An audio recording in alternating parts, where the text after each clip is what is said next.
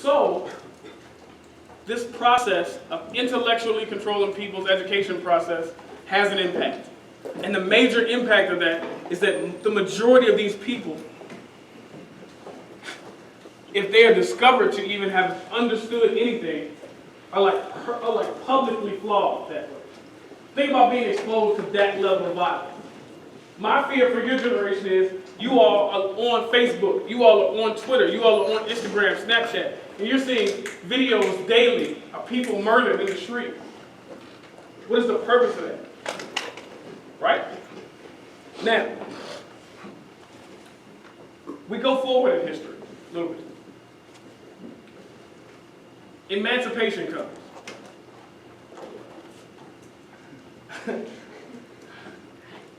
I put quotations around it because when these, now mind you, all these things are running concurrent. Native Americans are being completely disenfranchised. Land removal is taking place. The African slave trade is going on, sometimes illegally. Google the homicide case, 1839. But when emancipation finally comes, okay, and they win, and they are no longer quote-unquote enslaved, you have now released a population to freedom with no money, because there was no reparations paid. Many of them are completely illiterate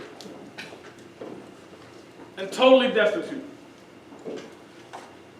How do they protect that freedom? Yes? That's the 14th Amendment, equal protection clause of the Constitution, and furthermore, Reconstruction began in the South for how to create slaves into the society as a whole. Can you tell me how, do you speak Arabic? No, I do not. You don't. So I gave you a document in Arabic and told you it was about it was about changing the policy in your school that you didn't like. Would you understand it? Well, I would be skeptical at first because I would know and I would Absolutely. The people who those amendments were about couldn't read it. So that's what freedom roads were set up for us to educate people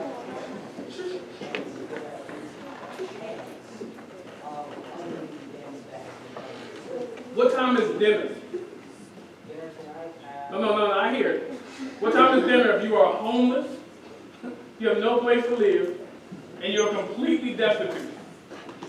Oh, and you're in the South that just fought a war to keep you enslaved.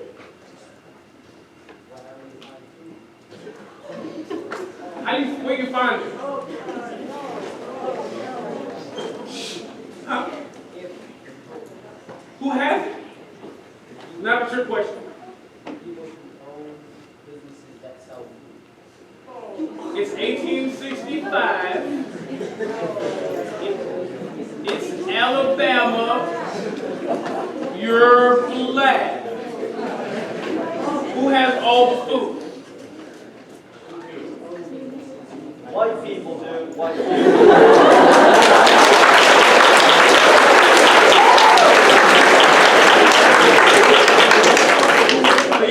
Yes, that's a good way to get to it. Casey, that was not me. I didn't say it. Okay, now, yes. So essentially, what you have now is a vulnerable population put completely in the hands of people who don't like it. That is one that you could basically be like, if I was Jewish after World War II, would I want to go to Hitler sympathizers and say, can you help me? Would that be good? You think that would be good? You think that would be fun? If you like being beat up, you think people like getting beat up? Right. So guess what happens after emancipation? The rise of a wonderful group of Americans called the Ku Klux Klan. That's right. And now, on top of you being vulnerable, you being hungry, landless, and destitute, you also got white guys riding around on horseback, on hoods, former Confederate soldiers, who want to make sure that you know you're not free. Sound like we're having a good time with freedom so far. Plan, okay, right. So, he is right in one regard. The creation of Freedmen's Bureau shows up. Okay? And there's a letter you could read from Abraham Lincoln to Oliver O. Howard. Does anybody know Howard? Has anybody heard that name before? Okay, black people, raise your hand. Raise your hand, black people. You're not black. You're OJ? Okay. Yeah. Howard is the name of a famous historically black college in D.C. The Freedmen's Bureau, along with other benevolent things, start to set up an educational process for black people. Okay?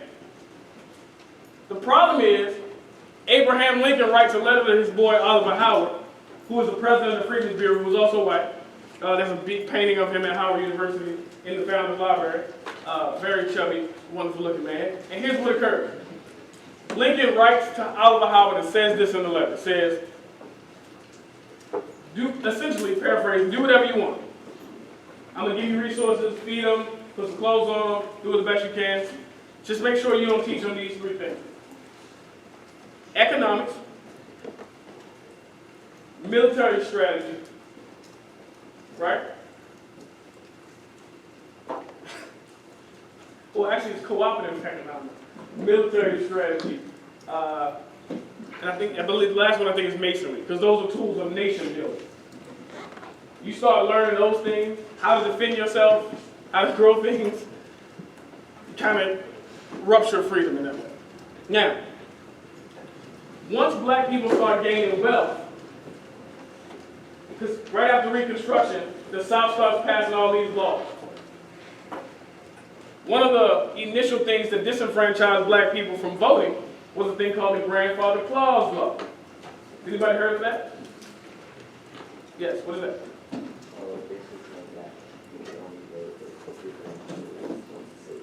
Yes, if your grandfather voted in the last election, you could vote. What is interesting about all the formerly enslaved people? Where were their grandfathers at? Huh? This is not your question. Yes. Yes. Are there enslaved here now? No, definitely not in Africa. Wait, come back and vote. We hear that. Yes. So that means you can't vote. So as that history perpetuates itself, you got to understand how this works. They've gone through this. They've gone through the Freedmen's Bureau. Then after Reconstruction, the federal troops are pulled out, and essentially they get re-enslaved. Sharecropping, the passing of all sorts of laws that removes black people in the South from legislative positions. It's basically a rollback of all of the progress. Does this sound familiar? You know what I'm saying? Okay. In the interest of time, we'll jump forward a little bit. So let's think of it this way. Now, many black people are starting to set up independent black towns, etc. Has anybody heard of Black Wall Street? David? Huh? Yeah. Oh. Huh? Oklahoma. Yes, Tulsa, Oklahoma. Yes. Oklahoma that became one of the first cities to be like Yes. The history of race riots really usually meant that some angry white people would go into a town, kill somebody or kill a group of people, and people would leave. The Equal Justice Initiative just put out a huge link, there's a link on the internet, you can watch all the stuff, don't have time to cover it all, where they talk about African American land removal laws through essentially acts of terrorism. So what happens is, black people are like, we had Black Wall Street, it got bombed twice. lynching is a thing, Jim Crow's a thing, all these things are things, and then, like, this whole freedom thing is just not working. So then we migrate. Everybody write this down. This is a book called The Color of Law. A Forgotten History of How Our Government Segregated America by Richard Rothstein. Give you the book title again. The Color of Law. A Forgotten History of How Our American Government Segregated America. Here's what the book looks like. It's not in the MSU library. I tried before I get it. Okay. Okay? Want to hear it again? What's the author? Richard Rothstein. For those of you who can see, this is what he looks like. It's not Louis Farrakhan or Malcolm X. Yes? How do you spell his last name? Rothstein. Richard Rothstein. Huh? Repeat that. Richard Rothstein. RICHARD ROTHSTEIN. Richard Rothstein. And in the pages of this book, particularly in the early pages of the book, he talks about how we start to segregate America in the North too.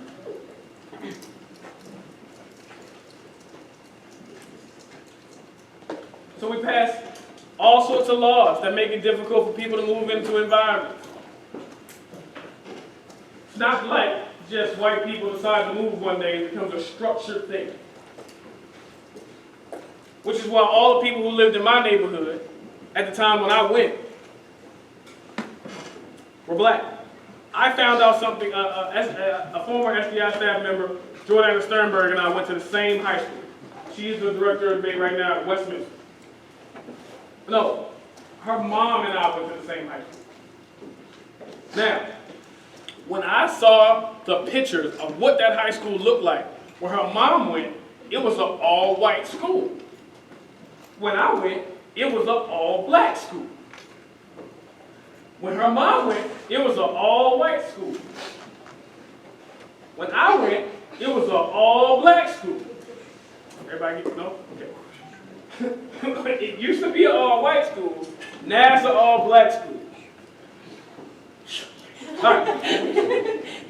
The reality of me growing up in that same neighborhood, going to that high school, and us not having a grocery store, a place to hang out after school, liquor stores on every corner, was not the reality of the neighborhood when she went to that high school. When I talked to Jordana about it, it was just like, it was a different world. So there's certain communities that America, you read about in this book, feels comfortable disenfranchised. All right? Yes, questions, comments, concerns? Yes. So, current role, what's the role of how it be? So, think about it this way. What lab are you in? And Who are those people?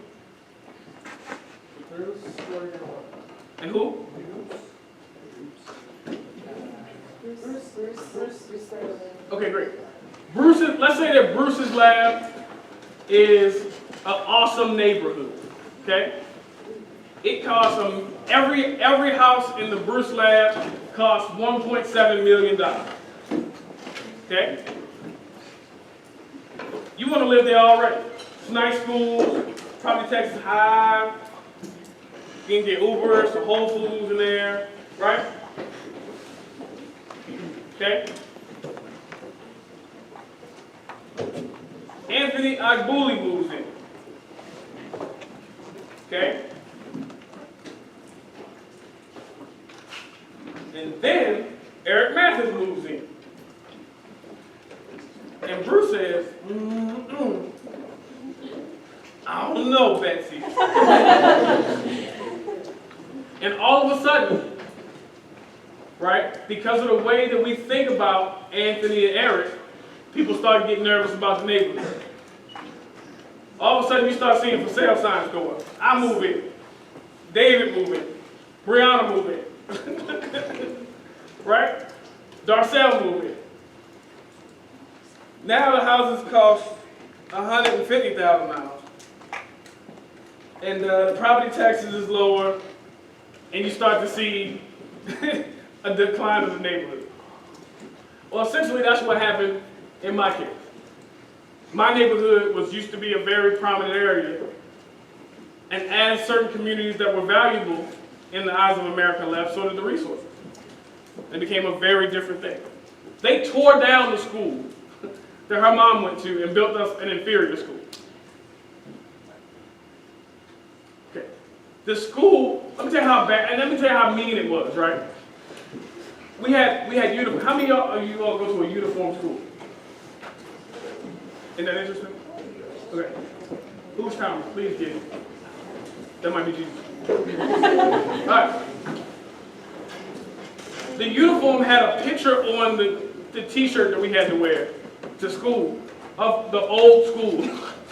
I kid you not, I can't make this up. Picture of the emblem of the old school. And the school we were in just was not even. One looked like a castle, the other one was just like a hut on the corner. So we were like, what is this school right here? It doesn't look like our school. And then I saw the yearbook from Jordan's mom. I was like, oh, that was the thing. That was the thing. They even left the steps up of the old school on the campus. Like, you could see that you had to walk up this huge long thing. We were like, what is this? And it had the hedges still built up there. It was like, what was that?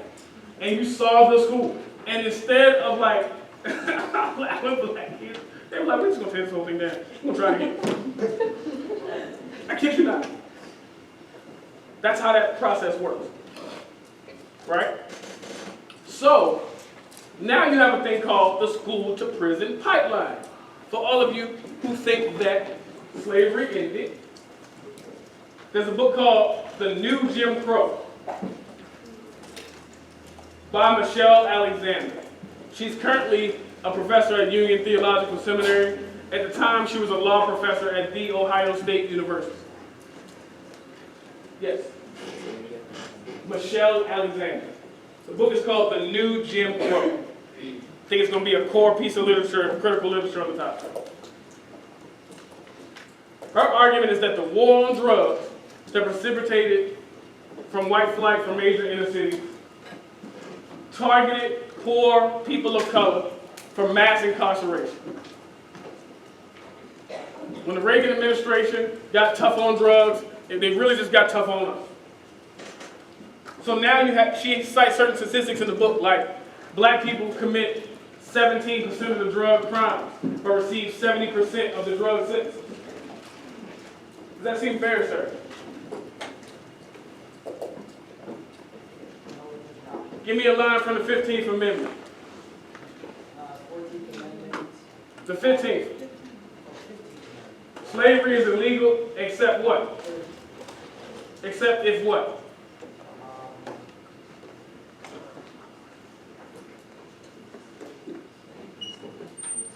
Anybody look this up? Anybody look this up? What's it say? It's illegal unless you're convicted. Say it one more time for everybody. Slavery is illegal unless you're convicted. Okay, now. Okay, the book is called The New Jim Crow. Mass incarceration. Slavery is illegal except you be punished for a crime. So if I lock up disproportionate numbers of a particular kind of group, I can subject them to high levels of oppressive reality. And remember you said the 13th, 14th, 15th Amendment? I referenced the 13th Amendment. So how does mass incarceration trouble that idea for you? Because it exploits people's Constitution to mean the realities which was technically in the law. So what do you think that means? That it's a use by the establishment of that and also the establishment of now to try to keep a structure of society in which they are at the top and people who are not of their race, who aren't white, are below, where they are forced to be held under like any necessary. Not the next line too, like that, okay. That's interesting. So yes, he's correct that now it can be argued that slavery still exists right now. Which leads me to the part that y'all really want to know. We're going to be about the black argument. Now, the problem you have is this. The empirical data, the problems with what makes something like Afro-pessimism. Has anybody heard that? Not heard that? Yes, heard it maybe so? Once, twice? Black people? Okay. All right. Now, one of the famous pieces of evidence that gets read in a lot of these Afro-pessimism debates is, it is not on the person who says that the slave and master dichotomy exists. It's not on them to say that it doesn't. It's on the world to say that it doesn't. Paraphrasing that. So now, as he said, what do we do about that? 13, 14, 15 from memory. Okay, we can subvert that by putting a clause in that says, except you be punished for a crime. We disproportionately incarcerate certain people. Bang! So Afro-pessimism would say, the world is structured to keep that slavery system that you see on that screen, right? That you see through all these policies in place. Can anybody tell me what one of the lines in the Brown versus Board of Education decision says? The one that says we should desegregate schools.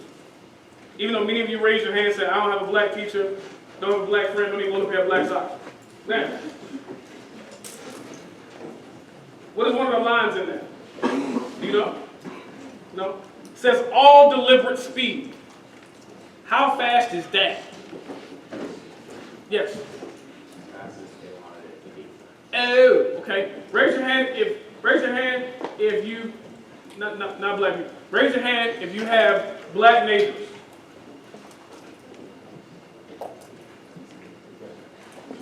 Look around. Not if you black.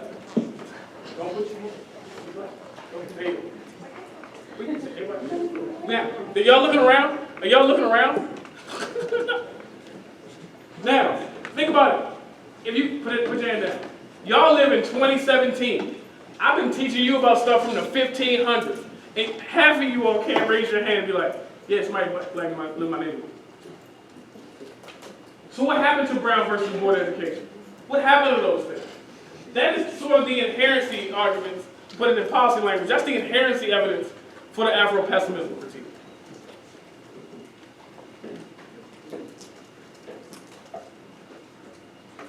Is that there's always going to be a clause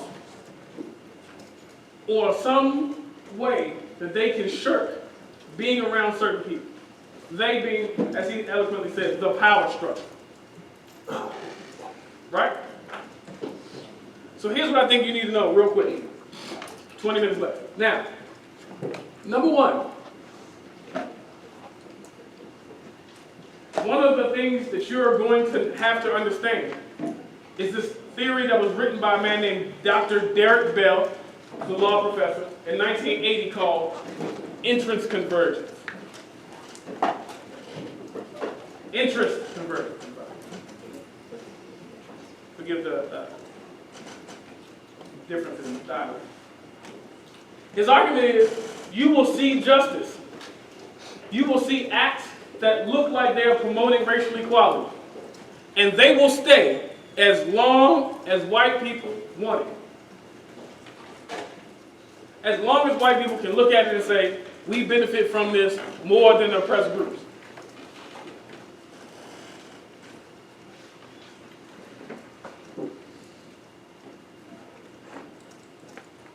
One of my favorite law cases recently was Fisher versus Texas.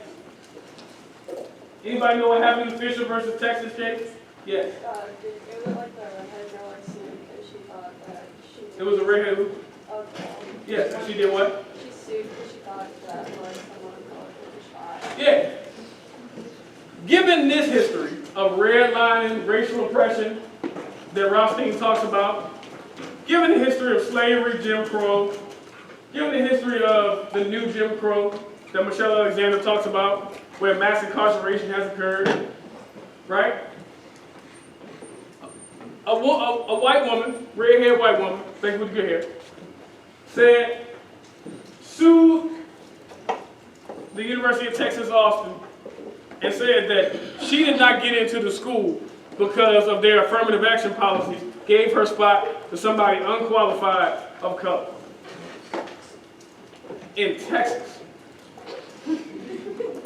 Becky said that she was unfairly mistreated because she was white with the good hair. Well, JV said, let me alone, Becky. Now, listen. The things that you want to think about is that we're talking about a structure, as he said so eloquently, a structure of oppression. So, we now have evidence that white people took the land from indigenous people. We have evidence that it was worked for free for several hundred years by black people. And Becky's like, y'all mistreat me though. Becky has a house on stolen land. And she's like, what I'm saying though. Say it right. Can you imagine how frustrating that sounds to people of color? You get an entire country built for free, and you still mad. Like, let's just say that they gave her a spot to somebody black. And you have gotten a country. You have a hemisphere that you have taken. How real is that? So interest convergence will be that way. What you also have to think about is, when you're defending yourself against these arguments, how does what you say, your political affirmation, interact with that question? If you are trying to desegregate schools, if you are trying to build trans restrooms, how does your reality operate in direct reality to that?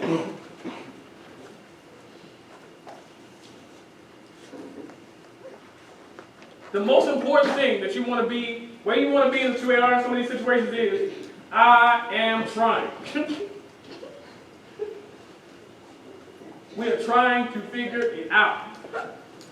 We do good things. The reality is that I know I've given you a very dark perception of this, pun intended, but the reality is that these things were built up over a several hundred-year period.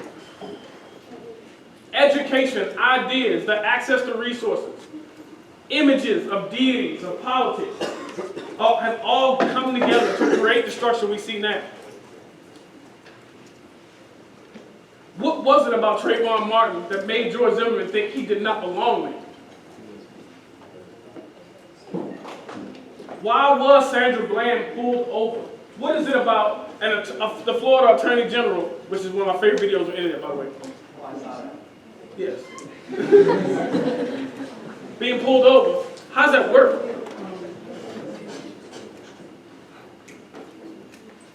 The places that I think are the battleground areas in this topic are a few. Here they go. Write this down. If you don't, you will get in a situation where somebody's going to say these words, you're not going to know. You need to know what the Milliken case says. Just Google it. Milliken. You're going to need to know what the Brown versus Board of Education case says.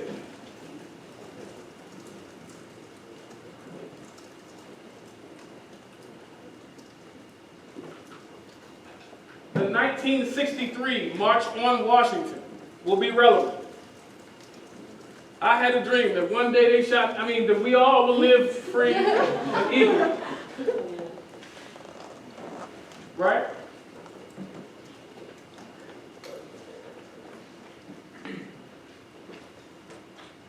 You're going to also want to know about the Montgomery bus boycott.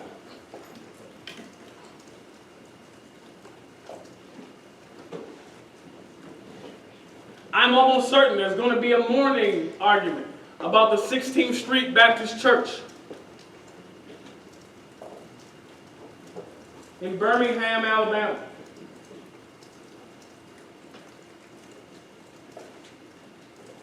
There's a film, The Birth of a Nation. One of Not that one, not the one with the black guy. No. Written by a guy named D.W. Griffith. Probably, arguably, America's first major feature film. It featured the Ku Klux Klan as the protagonist. Yeah, oh, yes. Yeah.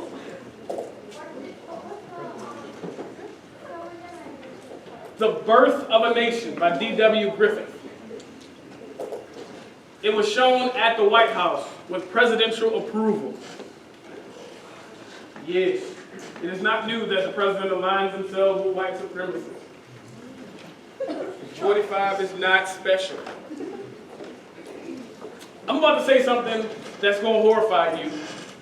And given what I've shown you, it may make some sense. Donald Trump, in comparison to George Washington, Thomas Jefferson, people watching the Ku Klux Klan protagonist film at the White House, who then say if lynching is the only way to protect white women from black men, I'm down with it. Donald Trump is not as bad. Ain't that scary? Donald Trump is not that bad comparative to other people. That's why a lot of these people are saying Afro-pessimism. Because Donald Trump, he has an improvement from some of the things we've had.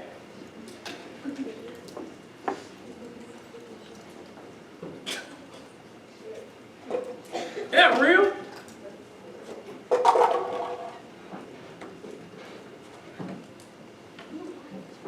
Several of the first presidents of the United States were slave owners.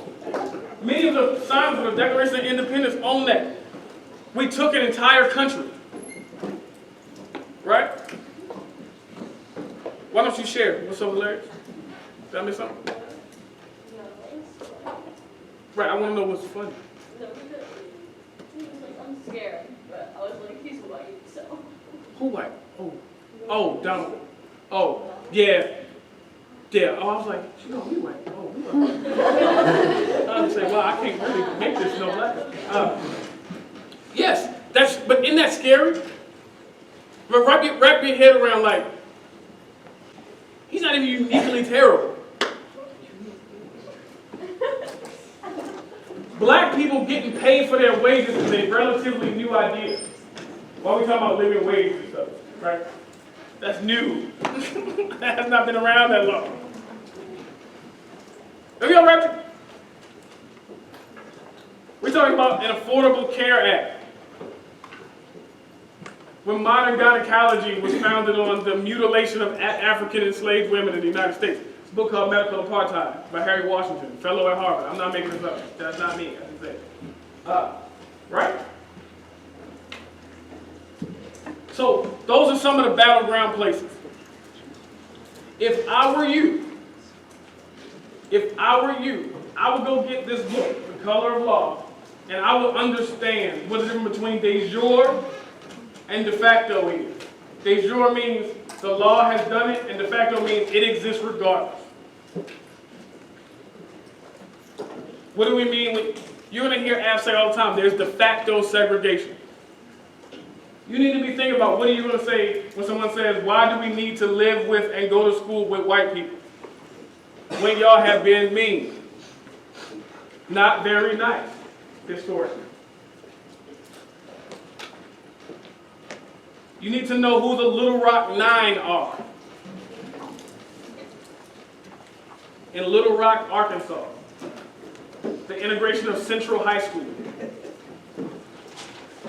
You need to know who James Meredith is. The first black person to integrate the University of Alabama.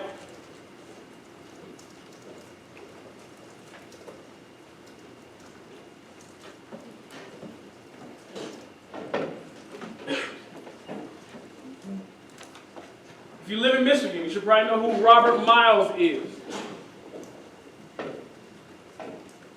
Good old Reverend Bob. There's some things that's interesting. I got a trick question for you.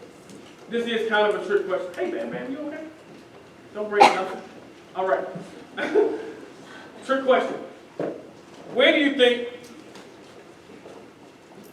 one of the leaders of the Ku Klux Klan has historically lived? Yes, I think there's one in Connecticut. there is. You think, can anybody guess where another one lives? Yes. Louisiana. Yes. A little closer. Yes. Yes, ooh, you're getting warmer. A little closer. Yes. Yo, ooh, yes. Hashtag the NDT. Yes, awesome weekend. Where else? Huh? How, Michigan. Good old How. Rebel Bob Mine. There's a KKK house less than like 30 miles from you right now. Good liberal, you ain't know? Better ask somebody. This Candyland. We been here and we gonna be here. Okay, go Mike. It's okay. Now, the reality of race is not bound by North and South. There is no benevolent North, as I've shown you, versus some evil South. Okay? You have to be willing to think critically about these things. The other thing that's going to be very important is an argument that breaks my heart every time I say it. The capitalism critique. What you own, what you have, will determine what you own and what you have. Want to find things in my life, so I hustle. Yeah. Okay, right? How does money and wealth work? How many of you go to a private school? He went to Pembroke. That's a private school. You got you right? Okay. Does anybody know what year that some of those schools, that your school was founded? Yes. What school? I think it was Marquette. Where's that? It's in Wisconsin. Yeah. What year? I think it was, Daniel, correct me if I'm wrong, but I think it was like in the 1800s, right? 1850s, I think. Yeah. What was going on when your school was founded? It was actually built in another place. It was built in a predominantly white place. But, In 1850? Help me out, bruh. oh, 1850. yeah. Thing happened, us picked you on purpose. This was an alley-oop off the glass, wanted you to dunk it. What can you repeat the question? What was going on in 1850? Segregation, racism, lynching, we had. Segregation. 1850. Us. Civil War. The civil, no, man.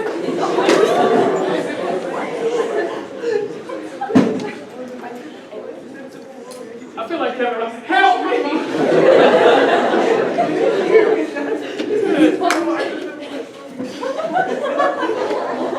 Slavery. How we missed the heat like, oh, for real? Yes. Change. Yeah, got it. Yeah. What else school? What else school? Private schools. Raise your hand. Yes. That's where you went? That's where you go? 1851. 1851. Interesting. What else? What you got? Private schools. 1893. Yes. 1836. Your school, what school do you go to? University of Chicago. Yes. Your school, yes. 1867. Yes. Same year as Howard University. Yes. 1912. Height of the lynching epidemic. Yes. Private school, private school, private school. Yes. 1965. Where? What state? California. A few years after Brown v. Board. Yes. 1951. What state? Georgia.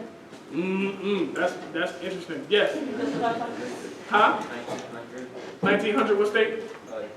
What school? Woodward. Woodward. Yes. Montgomery Bell Academy. In what year? Yes. Yes. 1960. Guess what you can do if you got a private school? It's private. People got to mind their business. If you look at it, it's interesting. If you look at some of the matriculation rates to private schools, you see a spike in the middle of the 1950s. Middle of the 1950s. Why would there be a spike in private school matriculation? I don't want to go to school with black folks. Yes, the reality is, one of the things I need you to think about is that these will all be arguments. There's always a way to escape race.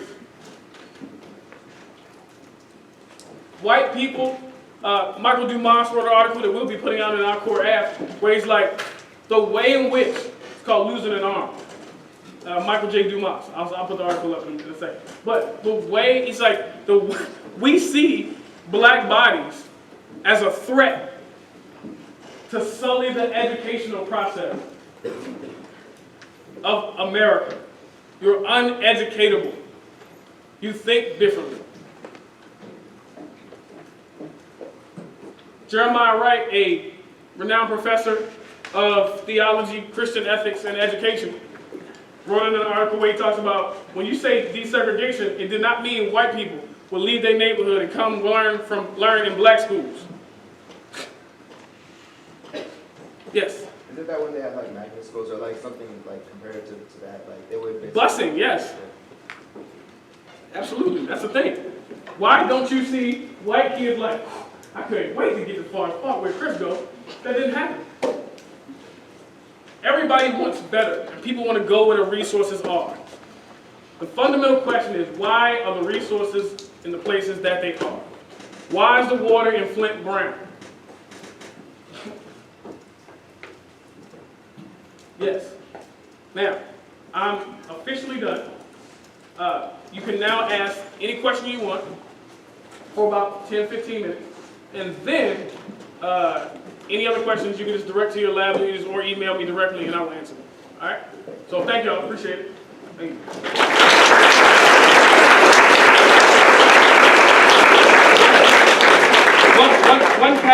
One caveat. When you ask your question, tell me your name. Yes, come in. Alright, so my name is Ziana? No, Deanna. Deanna. Yeah. Yes. So, if, like, racism is so, like you said, like, de facto, like, and, like, someone would make the argument that racism is inevitable, I hope not, but, like, I guess. Yes. So, like, if there is de facto segregation, how would you make that different? Where do you go from there? That's a book by Martin Luther King Jr. You should get it, written in 1967. Where do we go from here? I think, I am. I'm getting ready to respond to you. Here's what I think.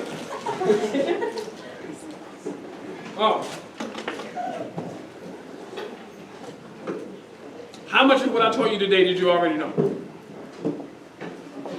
Huh? Okay. Why do you think that's not a part of the core curriculum in school? Not a trick question. Huh? No, because they don't want you to know about the bad side of their practice. Right. It is very difficult. I think that what I see right here is as much about hope I can have, that you are sitting there between these two. Yes, they black. The reality is that the majority of the reason why segregation and redlining is so lethal to me is that we don't understand how other people live. Right? James Baldwin, famous writer, figure out who that is if you don't know, said that the most segregated hour in America is 11 o'clock on Sunday. So in a mostly Christian nation, we don't pray together. We don't eat together. We don't have the same kind of cultural ideas and food. Most people don't even understand each other's fear or concern. I don't want to own a car because I'm seeing the reality of black men being shot every day on TV. When there's a problem in my community, most people do not want to pick up the phone and call the police because they usually escalate the situation and make it worse. At least that is their perception. And until we can relate to one another and have kind of cultural conversations like that, like this never happens. I asked my lab how many of them had ever heard of a black teacher, and several of them had never had one. Which means that the information you learn, whether people say it to you or not, comes from a person's personal perspective. My feelings about gentrification, my feelings about Pythagoras, we know that the Greeks didn't necessarily invent all of that stuff that they say they did, right? It's because of my cultural perspective. People teach black history as if we woke up one day and just went to the cotton field and started picking. Most people don't know about ancient African dynasties.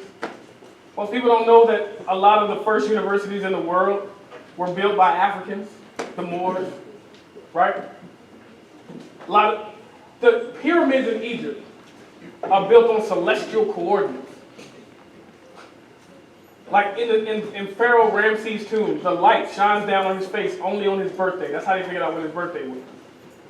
And one year, the sun, and they can't, to this day, they cannot find where the hole in the top is, where the light comes in.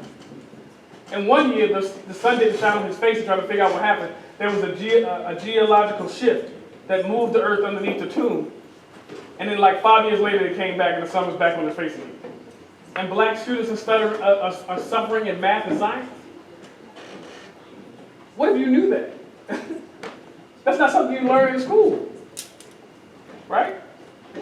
So the intractability of racism, I think, number one, and why we can't resolve it is because we don't talk about it. Like you asking these questions, being friends with these people, having this camp experience, is something that the majority of students who look like you and lighter don't have, ever. Because we live segregated, we eat segregated, we don't talk integrated at all. How they feel about knowing that it's a Klan house 30 miles from here is not how Market feels about it. They might be both mad, but they're not mad for the same reason. Okay? Right? Next question. Yes. Yes. Like, would gentrification be an example about like the white flight is still happening? And, like, Gentrification is like, it used to be black, but it's not. Harlem turns into Soho. So you can have a space that's historically belonged to one community, and because of the presence of another community, that community historically owned is now no longer owned. Which is why it's debatable about how people feel about integration in the modern sense. Yes? You have a hand up? Next, anybody? Yes? Tell me your name. Hi, my name is Lauren. Hi, Lauren. Hi, so my question was, outside of debate, how can you open up a conversation about race? I'm Chris. You good? Yeah. Okay. The reality is that people have made it seem like it's more complicated than just talking to other people. You know? You don't have to come, you shouldn't walk up to Malachi and be like, hey, Malachi, you black, so I was just wondering, why y'all eat shit? You know what I'm saying? Like that, you don't have to do it like that, right? But talking to Malachi about an issue, right, is different from talking to Francis, Emily, right? It's different. Y'all, I can try my feet.